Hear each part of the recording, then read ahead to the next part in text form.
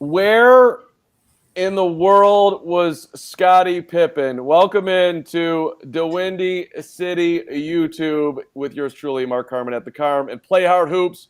The coach, David Edelman. Michael Jeffrey Jordan showing up in Cleveland, getting announced last. Zach LaVine and DeMar DeRozan going one-on-one. Ayo in the Rising Stars. It was also cool. And then Michael and Magic. Let's play one-on-one right now. Michael hugging LeBron. And Scottie can't show up. Where was Pip, David? Where was Scottie Pippen? Anybody? Where was Scottie Pippen? I want to know. Was he on the island that he owns? Or that he used to own? Is he there? Who knows? Tristan Thompson's also coming to the Bulls, so who knows where Scottie is? Yeah, we can get to, well, since you brought it up, how excited are you about the Tristan Thompson acquisition? Reasonably excited. I don't think oh my God, we got Tristan Thompson, we're winning the championship now, but certainly very happy that Tristan Thompson's a good addition. I think I might have been, was I on mute there? I think I might have muted myself to start the show, which is very, oh no, that's Richard. Never mind. I'm still learning how to run the stream here. I'm looking at this. There's a muted thing here. Richard Durant, who's helping us out behind the scenes, he was muted, which makes sense because he's probably yelling at us. I was super excited by Tristan Thompson. The concept that he can go anywhere, and he wanted to come to Chicago and be a part of whatever the Bulls are going to be this year. I thought that was a big deal. Absolutely. I mean, I think that's why I say reasonably excited. It's not like, it's no big deal. Yeah, it's a big deal. I'm just saying I don't know if it puts you over the top to win the championship, so I'm not gonna, just throw the confetti out. But it's Tristan Thompson is similar to the type of player that they need. Do you think he can play with Vooch? Can those two guys play together? Because when we talked about bigs before, you threw a hissy fit, basically saying that there's no way you can play such and such big. I think I was talking. Who was I mentioning at the time? Yeah, it was Miles Turner, but different type of player. Miles Turner with the Pacers. Different type of player, different type of attitude. Miles Turner's coming in here. He's not going to sit on the bench playing 15 minutes, or 18 minutes and be happy. Tristan Thompson's, if he plays 12 minutes in a game, if he plays 22 minutes in a game, it's not going to make a big difference. His care is going to be, hey, what am I doing to put this team over the top to win? So do I think there's certain matchups for sure that they'll play those two together?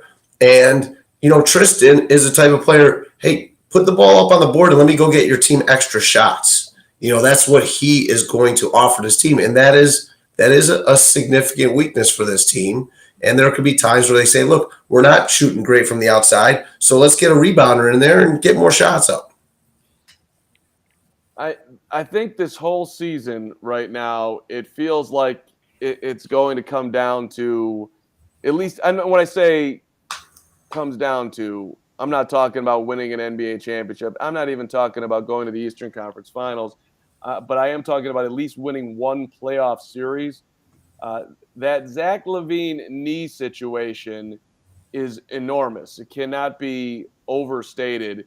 And the Bulls are trying to, act, and Zach's acting like things are okay. He got it reevaluated. He feels fine. He's throwing down 360-degree dunks in the All-Star game, and the guy looked ridiculous. So maybe LaVine is good. But I hear he looked good. He looked great. But when I hear knee drained and injections into knee, does that not mean that something is wrong with your knee? That's not. And how do they manage it? To me is a really interesting debate for the Bulls. There's going to be maintenance. I mean, there's maintenance obviously that he's going to have to put in throughout the year on his knee. But there's probably another, 50 players in the NBA who are doing the same type of maintenance throughout the year that are going to be playing.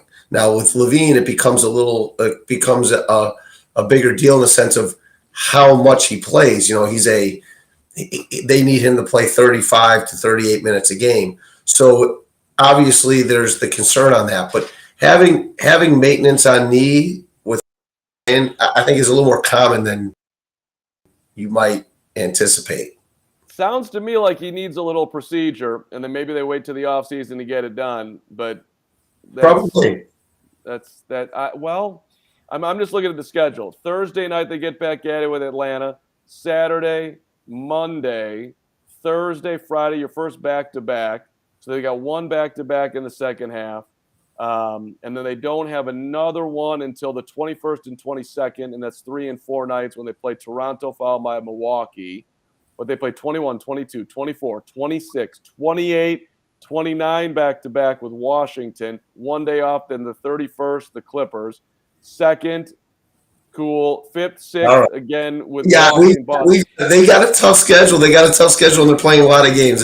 Of course. Well, okay, so do you prioritize seeding or do you prioritize his knee? You prioritize his knee, right? They'll prioritize his knee. They'll prioritize the maintenance. They will prioritize the maintenance that he needs on his knee. This is where, hey, the Bulls staff, which Arturas Karnisovas, I think, redid when he came to Chicago. This is a big challenge for them. So we're going to trust that their training staff is on top of this and is going to help Zach with the management of it, and whatever doctors they have are helping with the management of it. But, only time will tell. But he's going to try to play. Coach A, you got a fan coming here. Vu, Holden is here. Apparently the link you sent out was wrong. But Vu, shout out to your mom who figured it out and got you in the episode. We love you, Vu. So thank you very much. I want to get to Juwan Howard in a second here because you're Sure. a former college basketball coach. You're Coach A today, leading Play Hard Hoops to the top of the mountaintop. So I'm sure you've got tons of thoughts on that. We practiced today. Holden was practicing earlier today, so I'm hoping the whole Play Hard crew is on here tonight. There we go, Holden. Get out there and have some fun and be the best you can be and enjoy the game. That's number one from Coach Carm over here. But so it's also you want to get Zach playing with DeMar and get him playing with Io and get him back playing with Lonzo Ball, right? And incorporate Caruso back in. Figure out how you're going to use Tristan Thompson and who's getting what minutes and how exactly are you maximizing the roster, giving Billy Donovan the best chance to get a feel for all his guys. You look like you're not concerned about them getting a lot of minutes together. Is that not a concern in your mind? The biggest challenge he's going to face is Caruso, Ball, Dosunmo, and White. Those four. That's the biggest challenge, and Green honestly as well. Those 5 players, there's going to be a challenge there. One of those players, every game is going to not play as much as they're going to want, and the chemistry with the team certainly has been so good, but in large part it was so good because early in the season the roles were very defined. Then players got hurt and the roles stayed defined because you don't have this glutton of players. But Dosunmu has put himself in a position in White that they're playing so well that when Ball and Caruso come back, how many minutes do they lose? Yeah, and who is comfortable in their rotation? They know what they're going to get, and when they get on the court, they're ready to be, on their 100%. I'm awesome game. Do you like that little? I thought that was a nice little drop. That was very cool. What was going on? Well, I'm just looking at myself. I look a little dark, so I'm as a veteran YouTuber, I'm looking to do everything I can in the moment to maximize the YouTube, and I think I look better now. So there we go. I think this is a big deal here, Coach. All right, we'll get back to the Bulls in a second, but I do want to talk about Juwan Howard and Michigan and Wisconsin and Greg Gard and the assistant coach from Michigan that Juwan Howard put an open hand on. Yeah, the Wisconsin. Joe Krabenhoft. Do you know Krabenhoft? I don't know him. Okay, don't know the Krabenhofter. Okay, it's an excellent name. So Juwan Howard is wrong. You can't be open hand slapping coaches and starting a melee in Wisconsin. But Greg Gard who is So, getting. you're going to throw out your opinion first, or you want my opinion? What do you No, want? I'm gonna throw out my opinion, and then Okay. you can take it. No, I'm not even throwing out my opinion. I just want to throw a memory. I just want to throw a little caveat Greg Gard in here. In Okay. 2017, when Northwestern went to the tournament, they won at Wisconsin. Do you remember that game at all?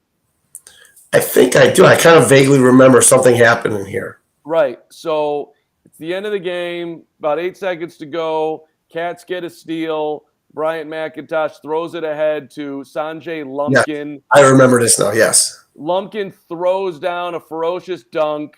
It was a huge win for them. They were playing without Scottie Lindsey, who's now in the G League right now. Is that in Wisconsin, or was it at Northwestern? It was at Wisconsin. That's what I thought.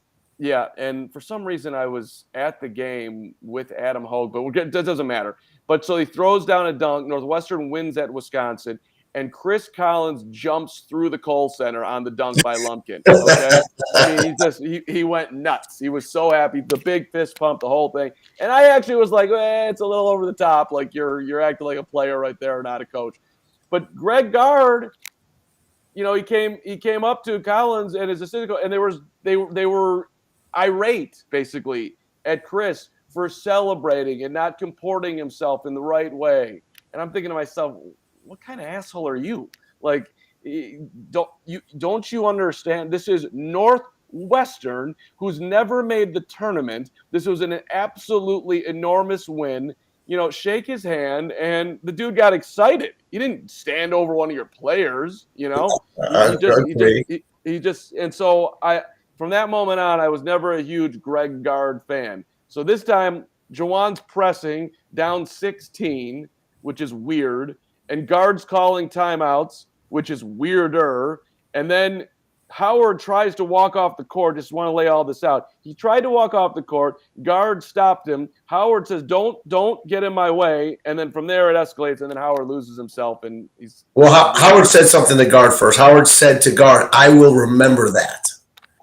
So Howard said, "I will remember that." And I guess I'm not sure if he went to shake his hand or he didn't. I guess there's a little uncertainty on that, but he basically said, "I will remember that." And then Gard put his hands on him and kind of stopped him. Right. And that started. So here's, one, I want to make sure everybody understands, because sometimes these things get lost. What Juwan Howard did was wrong. Okay. What he did was wrong. Obviously you can't hit another coach, but I'm kind of, this is interesting. Greg Gard, I thought it was wrong too. And I will say, this on a couple different areas of that. One, this is two coaches coming from different schools, right? Juwan's coming from the NBA school, more or less, which we watch the NBA games now. There are going to be 27 seconds left in the game, and a team will dribble the ball out for 24 seconds to just give the ball back to the other team and not try to score it all, right? Sure. And the college game, Gard comes from the old school. You play till the end of the game. You play to the buzzer. You play till it's over. And Gard makes this decision of, I'm going to call timeout because I don't want my team to have a turnover. And it's a total lack of perspective to me for Gard to do that. He can say that. He can say, well, I didn't want my kids. I know the rule that, hey, we get the reset. If you get a 10-second call with 16 seconds left in the game and you're winning by 14 points and you're at home. Now, if it was on the road, I might say differently a little bit, but at home, as a coach, when you're losing on the road, you want to get out of that gym so fast, because the other team, the fans and everybody, they're giving it to you. You just want out, right? And the fact that he called timeout to extend the amount of time that Juwan Howard and Michigan has to hear Wisconsin fans chanting NIT and being, probably some fans being nasty to them and whatever. I think Juwan, as a competitor, was pretty upset about it. Now, he said right there, I don't have a problem with what he says. I'll remember that. You know what Greg Gard should have said right there, being at home and everything? I need to explain this to him. I'll catch him in the back or I'll call him tomorrow and say, hey, I apologize. This is why I did it, blah, blah, blah. But you stop him right there like that, man, that's poking the bear. I mean, that is poking the bear. And, I'm going to give you guys a story with Juwan, because I know Juwan not as an adult, but as a kid. So when I was, I think going into my sophomore year of college, sophomore, junior year, whenever it was that Juwan was a senior in high school, he was obviously one of the top recruits, and I was working for David Kaplan, and David Kaplan was the Rich Falk Exposure Superstar Camp, and right. Kaplan got all the best players to go there. Juwan Howard was there, and I was working for David Kaplan. I was writing for the Windy City Roundball Review, and I walk up to Juwan after a game. I'm like, hey, man, great job, blah, blah, blah. And he's like, yeah, our team is great. All he talked about was his team. And through the entire weekend, I would come up and talk with Juwan, and he was the best player I'd ever seen at that time of my life, live. He was ferocious. And when the game was over, though, he's the nicest guy. We would sit and talk for like 20, 30 minutes. He would never talk about himself. He'd talk about the team.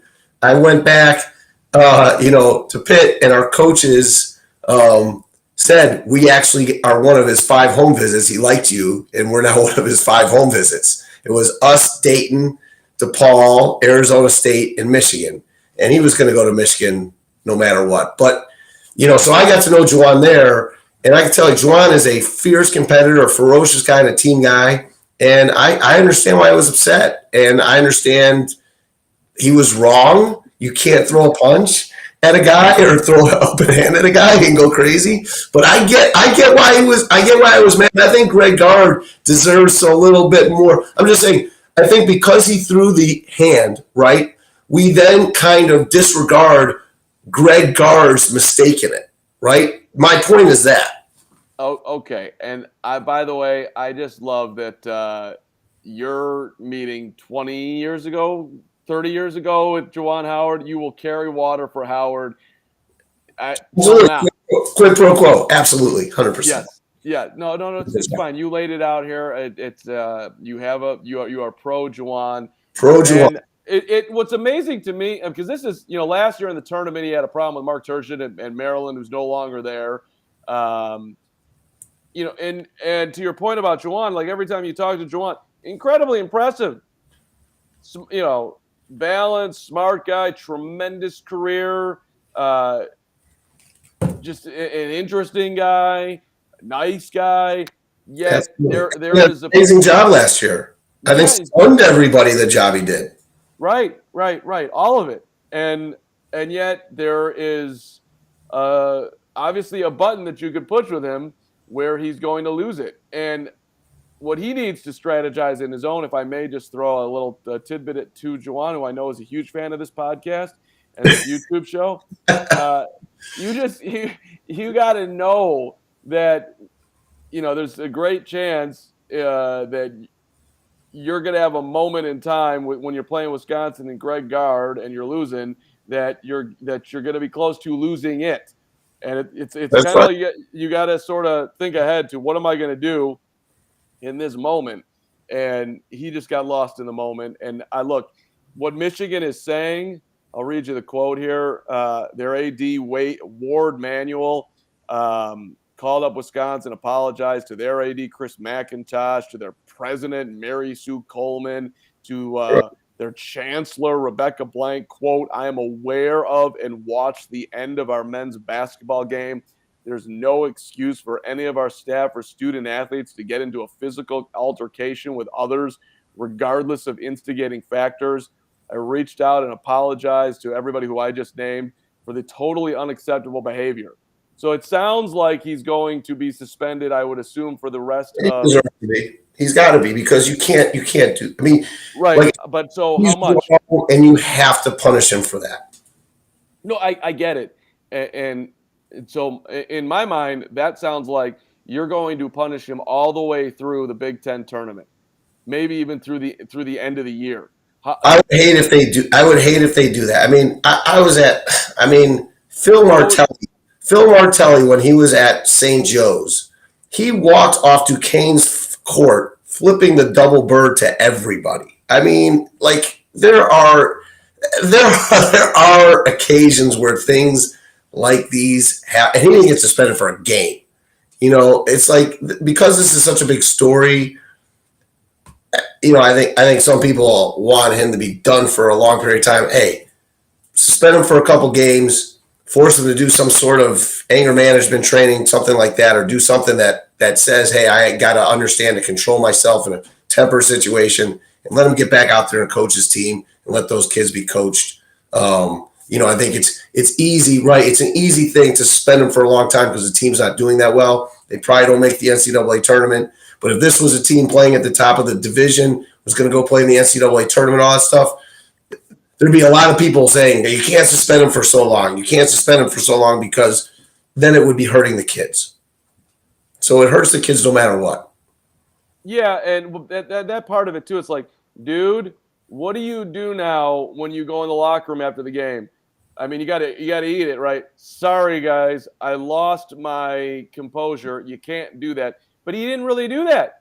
I don't know what he did in the locker room, but when he got up to the post game show, or post game, not show, yeah, he's still indignant. He was still indignant at the presser, dude. Cut your losses. I was wrong. That's terrible. I'm embarrassed. I embarrassed myself. I embarrassed my kids. I embarrassed the program.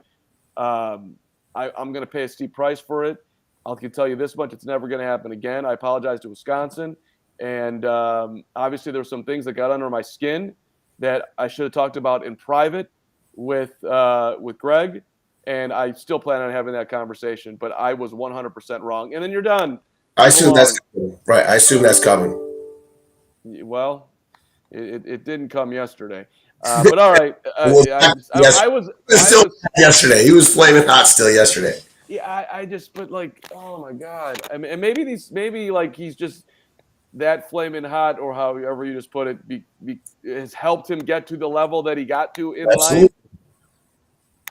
But I mean, come on, Jawan, you for those that everyone that's rooting for you, be better. But that's fine. Okay, we move forward. Let me go back to All-Star Weekend, and Jordan getting announced last, Mike showing up. I think everyone's seen the video moment with him and Magic Johnson where he calls him the old dog, and he wants to play one-on-one with him right now. And it sounded serious about it, right? Yeah, I had a look on his face. And then he's hugging Dennis Rodman and massaging his belly. I'm obsessed with Mike. If that's not overly clear. And then he's hugging LeBron. I mean, I don't know if you saw that moment, and he gave LeBron a hug, and LeBron is, how you doing? And LeBron knows, like, well, how am I doing? The Lakers suck, and it's irritating that I'm trying to run down six rings, and I've got 4, and I'm stuck with this bozo roster.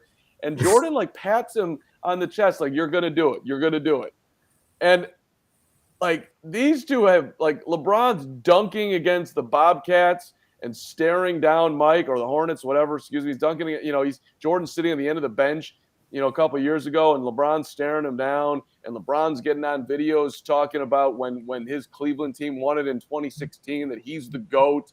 Mike, I'm sure hears all the LeBron GOAT chatter that's out there, which is absurd and ridiculous. But I just thought it just seemed to me that Jordan, A, showing up, and B, just sort of being like an ambassador for the game, it just felt different to me. Like it seems like I don't know if he's in a different place or whatever the hell's going on, but it stood out to me.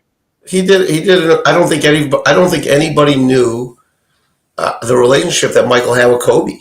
Remember when Kobe died, sure. We found out really how much closer Jordan felt to Kobe than anybody ever thought. I think a lot of people felt like Jordan may not have liked Kobe because he seemed to emulate him so much. So I think Michael is a very private person. Michael has been, I think, two things aren't talked enough about Michael. I think everybody loves to talk about his ferocious competitiveness, right? And the obvious competitiveness. And I think no matter what He can hug LeBron all he wants. He can do that. He's still going to tell LeBron he's the best player in the world ever to play, right? That's not changing. But I think two things. One, he's always been very private. And two, when he was a player, he always talked with great perspective. I think people forget about that as a player, how often he talked with great perspective. How many times do you remember Michael Jordan after losses and saying, "What a jerk," right? Never. Never. Never. Never. I was listening the other day. I think it was Waddle and whoever, and it wasn't Sylvia at the time, and they were talking about Michael, and he said that he thinks that Michael. I think Tom said that he thought Michael would be more like Kevin Durant than he would whoever else, maybe LeBron James, whatever, more like Kevin Durant than LeBron James in the era of Twitter and all that stuff. And I said, I totally disagree with that. Kevin Durant is a, bitter, kind of unfriendly, joyless guy. And Michael was the opposite of that as a player. And even as an ambassador for the NBA to the fans, he was the opposite of that. He was friendly and joyful and lovable, right? He was all those things. Yes, and then behind the scenes, he was. That's Driving. the scenes. That's my point. Behind the scenes, that's the private. Yeah, right. Okay. I mean, look, they had bitter losses to the Detroit Pistons year after year after year, and he shook their hands. That's right. That's how he went out. He would have the pursed lips and as he's walking to the bench and he'd get the hug from Phil Jackson or Doug Collins or whoever the hell, as Scottie Pippen was showing up with a migraine or shooting 2 for 13 or whatever the hell was going on. And he was just waiting for someone to come along and, be able to help out enough that they could win. And Pippen got good and they won 6 out of 8 years. But they had brutal losses and everybody knows this stuff. But it's just interesting to see him. He showed up there's a bunch of guys who didn't. Bill Russell wasn't there because of COVID. Some older dogs didn't show, but for Scottie Pippen to not show up, what are you doing that you're too busy? Is it? Did you not want to face the music of what you? Of your book and your blowing up of your relationship with Jordan, because literally everybody in the NBA is looking at you like, are you out of your freaking mind? Like I interviewed I interviewed with Dominique Wilkins last week, coach. And Wilkins is like, I don't get it. Like you won. It's on the DeWindy page here. Like you won.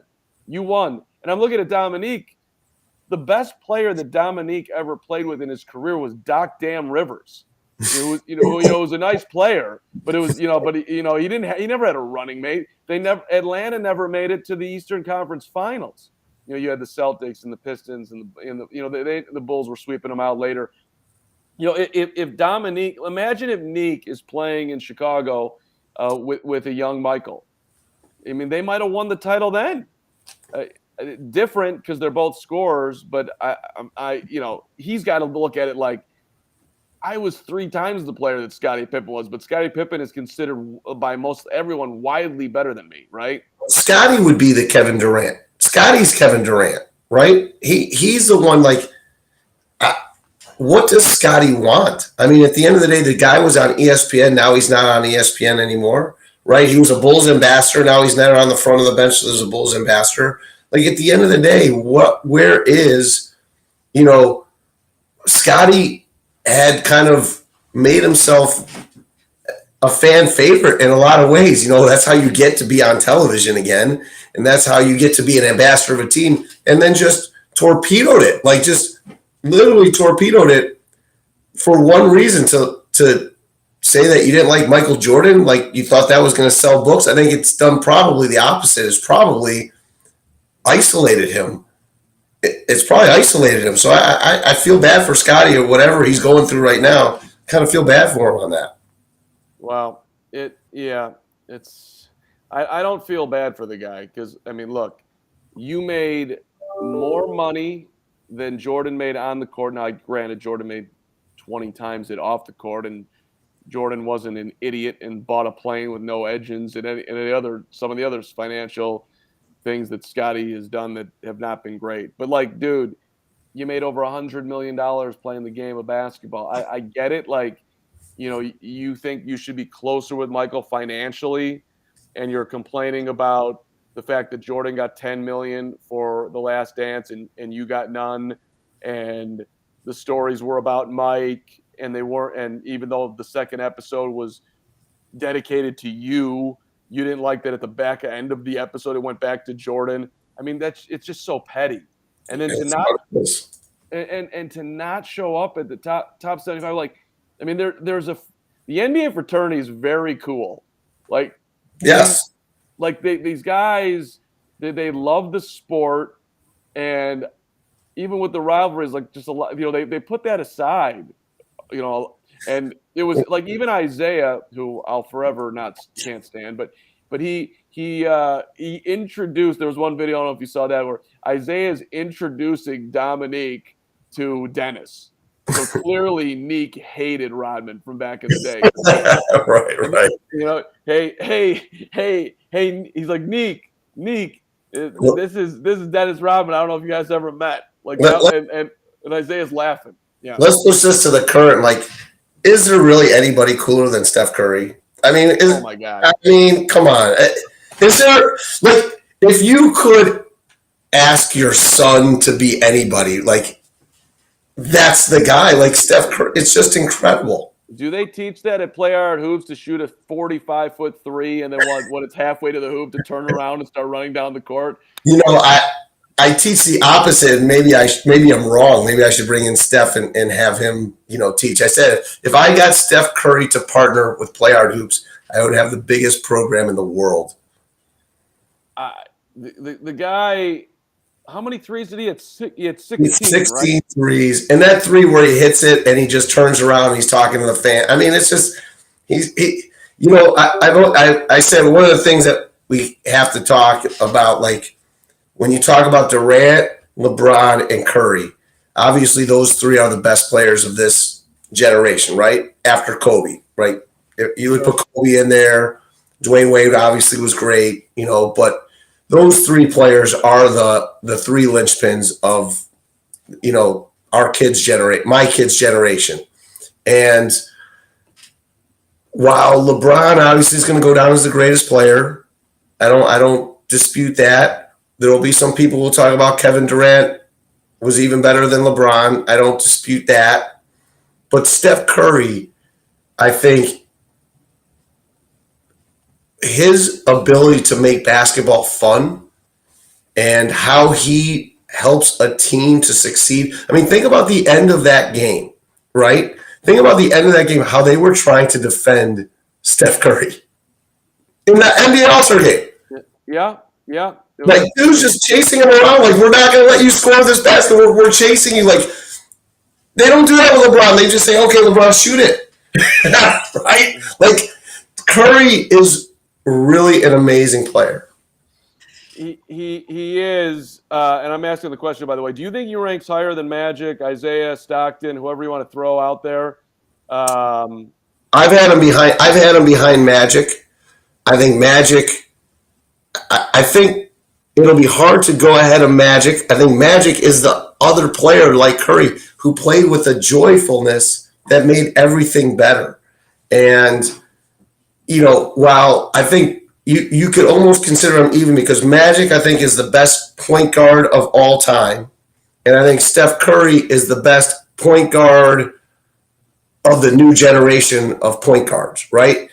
Can Trae Young or John Morant, because Steph Curry has totally changed what a point guard is. Totally changed it. Now, Isaiah, the question really is, if Isaiah played in today's game, would Isaiah have been Steph Curry? Not as a shooter, but just as would he have dominated games in the way that Steph does? I mean, he would have been a huge problem, but I don't like this guy is so damn unique. By the way, our guy Matt Malay weighing in, or new MJ, was he hugging Charles? I'm guessing not. I don't, the Barkley thing and that relationship is it's too bad that those two were once great buddies and now I mean, Charles has talked out on Michael and his running of the Charlotte franchise, and Mike's he's not getting over that one, which is interesting too. Like a lot of guys around the league are like, maybe Mike can have some thick skin with Scottie, and the two could just talk. Like that's what Clyde Drexler had to say about it. Jordan, if I am proposing if there is a new MJ walking around and hugging LeBron and just having fun with everyone. I mean, he's going up to Luka and giving Luka Doncic a big hug. Like, what's his relationship with Luka? Like, I think if when Charles Barkley goes to a more private life, I could see him and Jordan being friends again. Do you know anybody in Jordan's circle? Do you know anybody? Have you heard any name of who is in Jordan's circle or know who those people are? George Kohler. By the way, Coach, can you turn your mic down just a little bit? Is that a possibility? I'm getting some. Don't get too crazy over there, but maybe you can turn it down a little. Like who? Your question is, who's in his inner circle? I mean, Oakley is in that circle. Okay. Kohler, the limo driver, is still around, but other than that, I really don't. I don't know. Right, that's what I'm saying. He's such a private person, and Charles is such a public person. And I think that obviously he's upset about something that Charles said about him, and I think Michael Jordan absolutely just keeps out anybody that is going to bring any attention to him. I really do. I think that's his.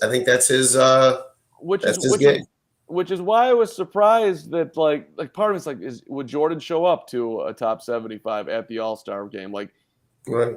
I wasn't 100% certain that he would be there, but there's Luka. Lucas is a Jordan brand, so that's the relationship. Yeah. He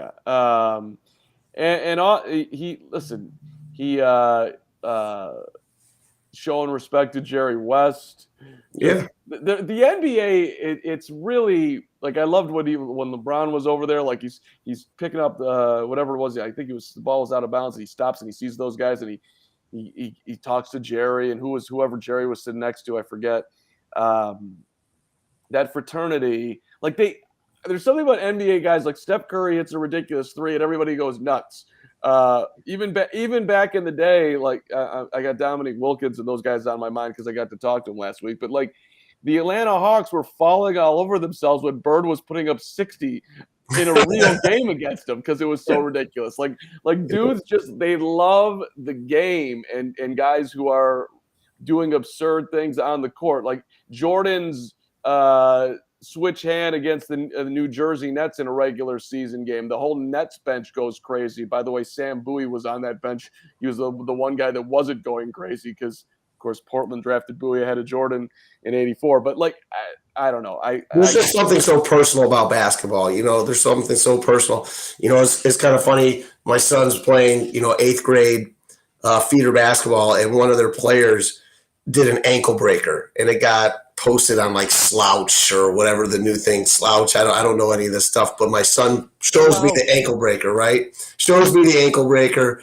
And so then the kid was from Glenbrook South, and he makes out a funny comment, says, "Hey, thanks for making my life a living hell in 20 chats today."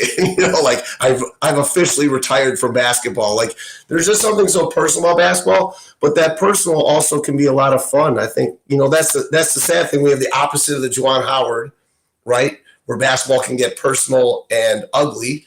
And then you also have the personal where basketball is just so much fun. I like the personal and ugly, even if yeah, we all did our test. Yeah. We all loved it, right? Yeah, it was the Malice in the Palace documentary was awesome. Oh, I want a documentary done on some of the Bulls Pistons fights. I want. By the way, breaking news, Coach. I don't know if you remember, but Mike Smrek, backup Chicago Bulls center. In the mid 80s, he is going to be on this podcast. I'm going to do a one-on-one with Smrek. I got his autograph on a Bulls ticket back in the day, and I have reconnected with Smrek. We were texting today.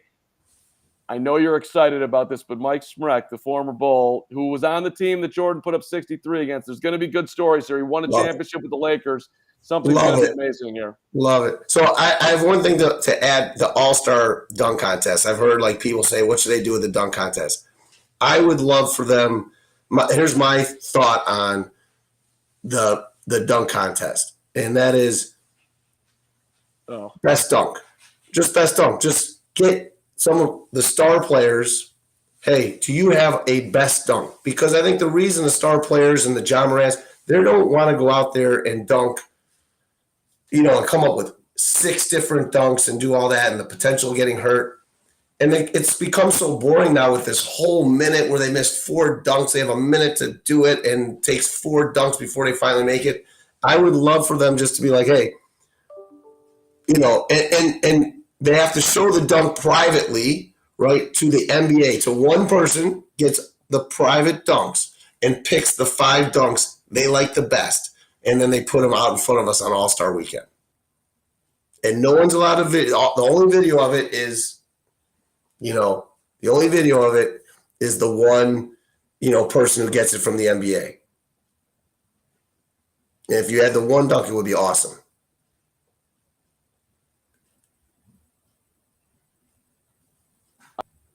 I think we got froze here, Carm. Coach, are you? I think my internet is having a little wonkiness here. I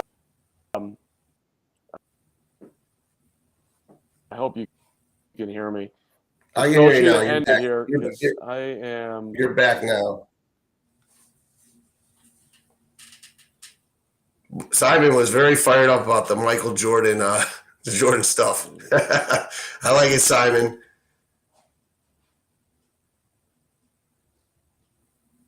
But I think our boy Carm is going out.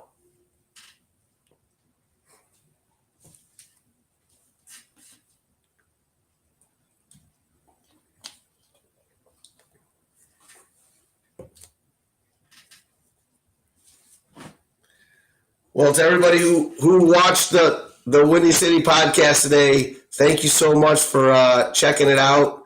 Coach Carmen here is struggling to get his internet working in the city. Probably a big, crazy time down there. Are you back, Carm? I don't see you guys. So if you can hear me, maybe coming back in. I can hear you right now.